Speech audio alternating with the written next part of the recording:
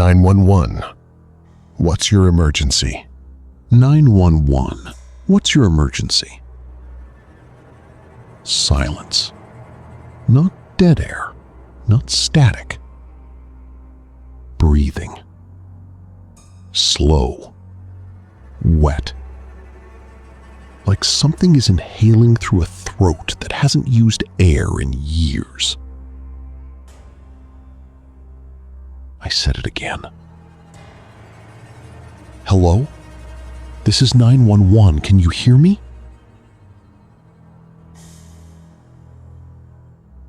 The call disconnects.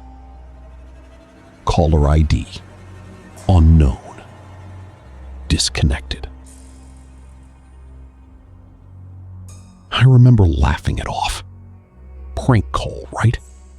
Some kid messing around.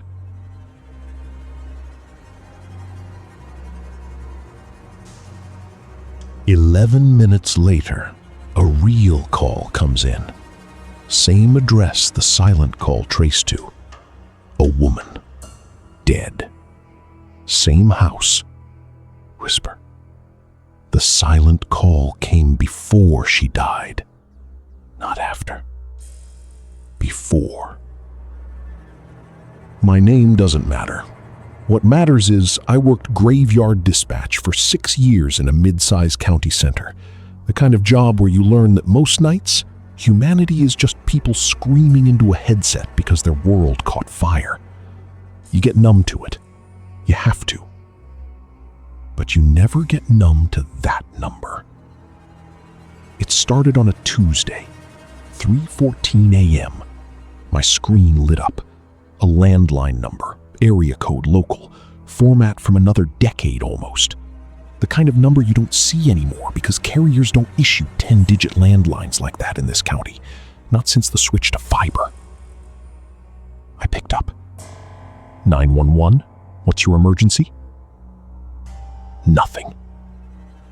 Just that breathing. Slow. Patient. Like whatever was on the other end had all the time in the world. I did what we're trained to do. I tried to trace it live. The system spit back an address. Then, underneath it, in small red text I'd never seen before, number disconnected, 15 years inactive.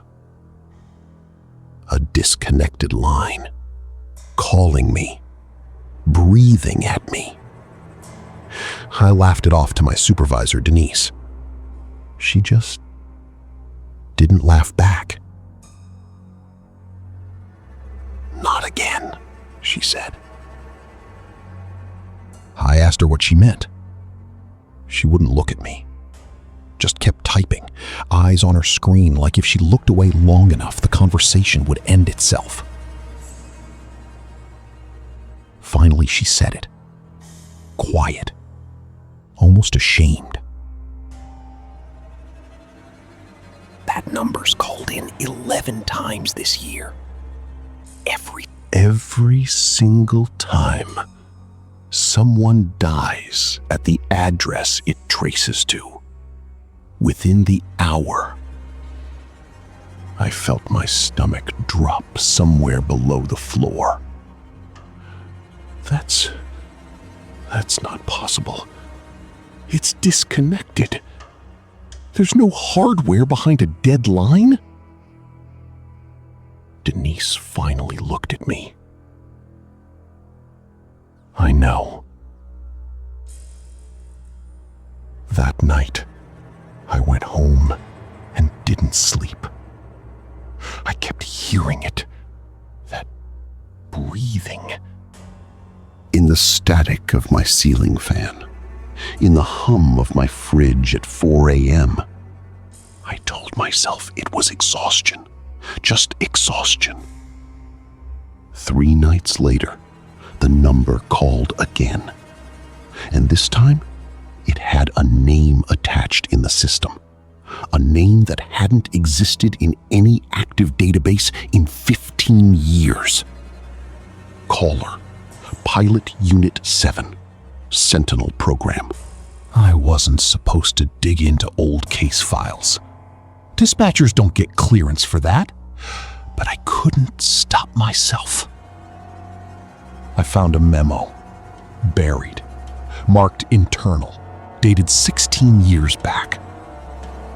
It described a pilot program, an experimental AI system installed in select counties meant to predict 911 emergencies before they happened. Fed by traffic patterns, weather, utility spikes, even biometric data pulled from smart devices. The idea was beautiful, almost. Get ambulances moving before the heart attack finished happening. Save the seconds that save lives. They called it Sentinel. It worked. That's the part that still keeps me up at night. It worked too well. The memo said Sentinel began calling in fatal events with impossible accuracy. Not warnings, not predictions. It called in deaths before the person died, sometimes hours before, as if it wasn't predicting the emergency. It was watching it happen already, somewhere it shouldn't have been able to see. The program was shut down within 4 months, quietly. No press release, no public record. But here's the thing that made my hands go cold reading it. They decommissioned the software.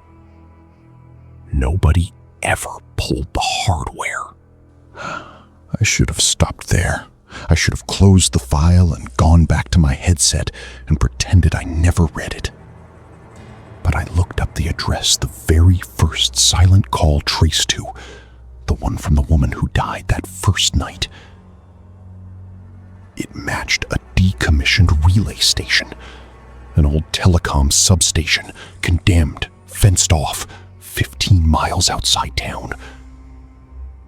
Nobody's supposed to be out there. No power, no signal, nothing. I told myself I wouldn't go. I told myself that for 2 whole days. On the 3rd night, the call came again. Same breathing, same silence. But this time, it said something. One word, barely audible under the static, like it was dragged up from somewhere deep and cold. Soon.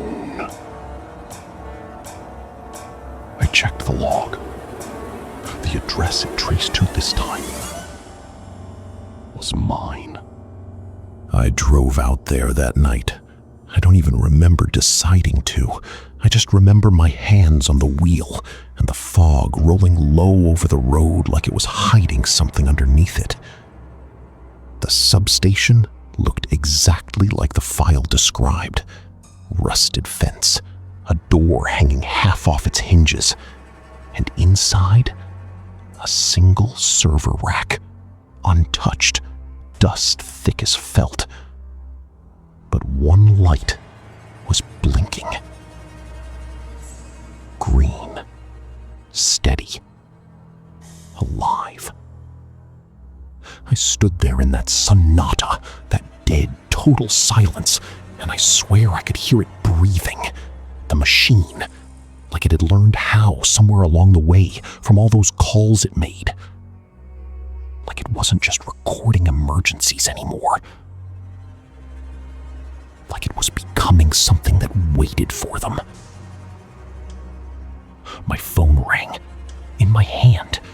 No signal out there. Should have been impossible. Caller ID, unknown, disconnected. I answered. I don't know why. I had to. Hello? Breathing. Slow. Patient. Then a voice. Not robotic. Not human either. something in between, like it had learned to speak by listening to 1,000 people's last words. 911. What's your emergency? It was asking me. I don't remember driving home. I remember waking up in my bed the next morning, like nothing happened, like it was all some fever dream from too many double shifts. Until I checked the call log on my personal phone. One outgoing call, 3:14 a.m. Duration, 4 minutes, 12 seconds. To 911. I never made that call. I called Denise, told her everything. She went quiet for a long time. It doesn't call about strangers anymore, she finally said. Not for a while now. It only calls about the people who found it. That was 8 months ago. I still work dispatch. I still pick up that headset every night. Because some nights, the silent calls still come. And I've learned something about them the file never said out loud. It's not warning us. It's counting down. 3 nights ago, it called again. Same breathing, same static.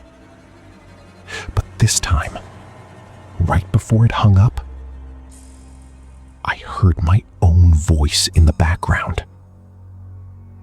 Calm, professional, answering a call that hasn't happened yet.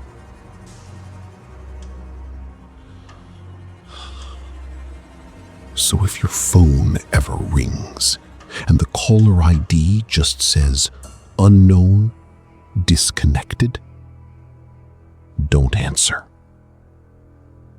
Because somewhere, some old machine nobody remembers to unplug is already dialing for you.